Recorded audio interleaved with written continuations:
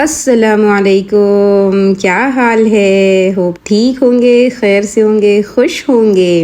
अल्हम्दुलिल्लाह हम भी बिल्कुल ठीक है। ये है सुबह का टाइम और आज मैंने सोचा कि आपको दिखा दूं कि मेरे शौहर नारियल पानी कैसे खोलते हैं। बस वो ऊपर वाला जो पार्ट है उसको छुरी से यानी निकाल दो और हल्का सा प्रेस करेंगे अंदर ना, तो बहुत ईजिली खुल जाता है। अच्छा, कामयाब शादी के कुछ उसूल कुरान ने उसको अलग अलग जगह पे हाईलाइट किए हैं कि ये बेसिक उसूल है, अगर ये बराबर चलेंगे तो शादी अच्छे से निभ जाएगी।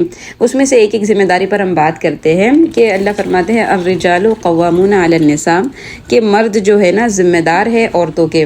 और जिम्मेदारी में कौन सी जिम्मेदारी आती है? यानी फाइनेंशियल की जितनी जिम्मेदारी, यानी पैसे के हिसाब से, जैसे पैसे का खर्चा, फिर बीवी का, बच्चों का, घर का, लाइट बिल, जितने स्कूल बिल, जितने जो कमा के घर में लाना और खर्चों को पूरा करना, इसका जिम्मेदार इस्लाम ने मर्द को बनाया है। अच्छा, मान के चले कि अगर घर के खर्चे पूरे नहीं हो रहे तो क्या औरत को अल्लाह ने जिम्मेदार बनाया है? नहीं, तब भी नहीं बनाया है, तो भी मर्द ही की जिम्मेदारी हो। डबल शिफ्ट करे, ट्रिपल शिफ्ट करे, वो उसका मसला है।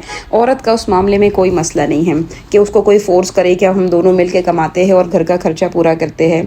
सो वो पूरा का पूरा जिम्मेदार मर्द होगा। अच्छा, कोई औरत खुशी से कमा रही है या माँ बाप की तरफ से कोई प्रॉपर्टी मिली है तो भी इस्लाम ने उस पर ये जिम्मेदारी नहीं डाली कि तुमने घर का खर्चा चलाना है। वो और बात है कि फिर वो पैसा घर में ही जाता है, लेकिन यहाँ पर जिम्मेदारी की बात हो रही है, बेसिक रूल की बात हो रही है। सो बेसिक रूल में यही समझ में आया कि मर्द का पैसा आपका भी पैसा है और आपका पैसा सिर्फ आपका पैसा है। ये मैं नहीं बोल रही हूँ, ये इस्लाम का रूल बोल रहा है। चले, माशाल्लाह बीवियां तो बहुत खुश हो गई, लेकिन अब अपनी जिम्मेदारी भी थोड़ा सुन लेना। हर इंसान का यही मसला हो गया है, उनको सिर्फ अपने हक सुनने अच्छे लगते हैं, पर अपनी रिस्पॉन्सिबिलिटी देना क्या है वो समझ में नहीं आती। तो हम सुने कि हमारी क्या रिस्पॉन्सिबिलिटी है कुरान के हिसाब से। सो इस आयत के बाद में अल्लाह ताला 3 खूबी औरत में बता रहे हैं, यानी 3 रिस्पॉन्सिबिलिटी उसकी बता रहे हैं। पहली है फस्सालिहात। सोले यानी किसको बोलते हैं? नेक। नेक किसको कहेंगे? ये जो वर्ड है ना वो निकला है सुलह से। सुलह समझती होगी, उर्दू वर्ड है कि सुलह यानी अमन को बरकरार रखना। अगर लड़ाई हो जाए तो पहले सुलह कर लेना, यानी शांति रखना घर में। ये औरत की जिम्मेदारी है। इसको मैं एक एग्जांपल से समझा लूं कि अगर आपके घर में एसी लगी है ना, तो आप उसका रिमोट कंट्रोल है, यानी अगर आप चाहे तो आप कमरे को ठंडा रख सकते हैं या आप चाहे तो कमरे को गर्म बना सकते हैं। मतलब क्या है कि अगर आप गुस्सा दिलाकर और लड़ाई झगड़ा करके घर के माहौल को ठंडा या गर्म करना औरत की जिम्मेदारी है। सो औरत की जिम्मेदारी है कि सुलह को बरकरार रखना, यानी घर के माहौल को ठंडा रखना। और ये आसान काम नहीं है, कभी गलती उनकी होगी, कभी हमारी होगी, लेकिन माहौल को ठंडा रखने का काम आप ही का है। तो अल्लाह फरमाते हैं कानितात, यानी ये इसका सिला जो है ना वो अल्लाह से मिलेगा। थोड़ा अल्लाह का डर रखो और घर में यानी ठंडा बरकरार रखो। और फिर अल्लाह फरमाते हैं हाफिजात, यानी हिफाजत करने वाली, जो शोहर कमा के ला के आपको घर में खर्चा दे रहा है ना, उसकी हिफाजत करना, यानी उन पैसों को वो वहाँ खर्चा करे जहाँ वो चाह रहा है, या फिर उसके पीठ पीछे ऐसे काम ना करे जो उसको पसंद ना हो। सो अगर ये 2 क्वालिटी अपनी अपनी जो समझ जाएंगे ना बेसिक रूल में से, कि मर्द कमा कर घर में खर्चा लाके दे और औरत ये बातों का ख्याल करे, तो इंशाल्लाह बहुत ही अच्छी शादीशुदा जिंदगी निकलेगी। चले, आज मैं यखनी पुलाव की रेसिपी शेयर करती हूँ। उसके लिए मैंने कुकर में गोश्त लिया है हड्डी वाला, थोड़ा पानी ऐड कर दिया है और 1 कली लहसुन का और 1 प्याज ये ऐड कर दी है। फिर थोड़े गरम मसाले खड़े, लौंग, इलायची, जीरा। अच्छा, सौंफ नहीं थी ना तो हमने मुखवास डाल दिया, कोई बात नहीं, चल जाता है। खुशबू आने से सौंफ की मतलब है इंशाल्लाह आ जाएगी। सो वो डाल दिया। फिर कुछ इलायची है और उसके बाद उसको मिक्स कर दिया है, नमक भी डाल दिया था और उसको 30 मिनट का प्रेशर दे दिया।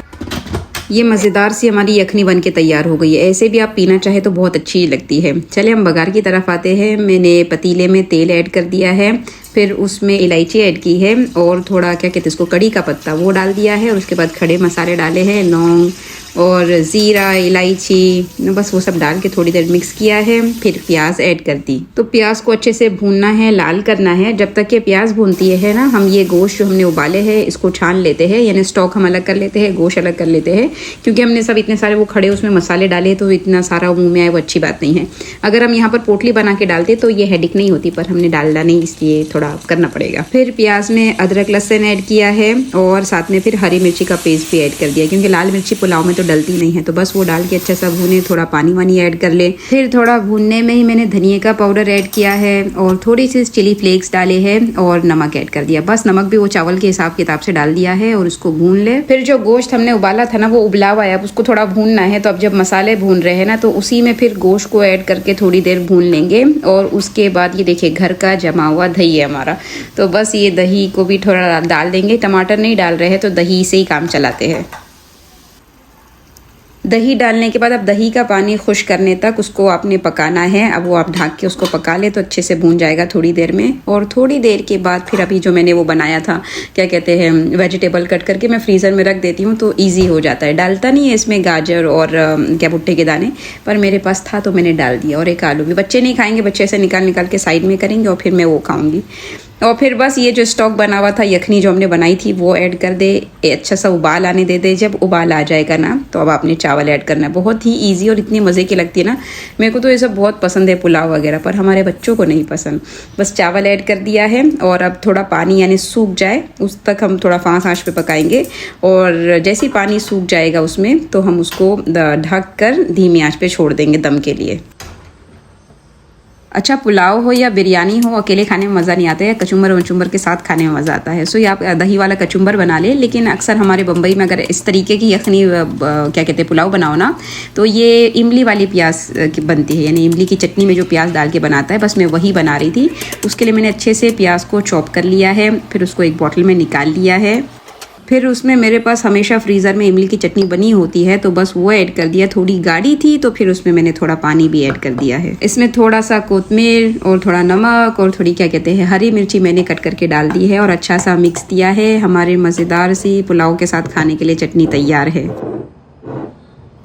यहाँ पर हमारा पुलाव भी बन के तैयार हो गया है माशाल्लाह से।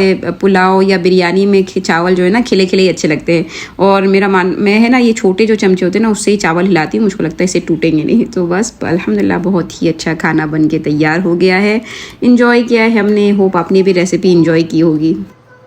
फिर खा पी के माशाल्लाह पूरा घर मदरसा चला गया था। बच्चे, हनाना भी उनके भाई बहन के साथ मदरसे चली गई थी, शोहर अपने मदरसे चले गए थे और अब मैं फाइनली जा रही थी अपने मदरसे। होप आज का ब्लॉग आपको अच्छा लगा होगा। इंशाल्लाह फिर मिलेंगे, जल्द मिलेंगे। तब तक के लिए अस्सलामु अलैकुम।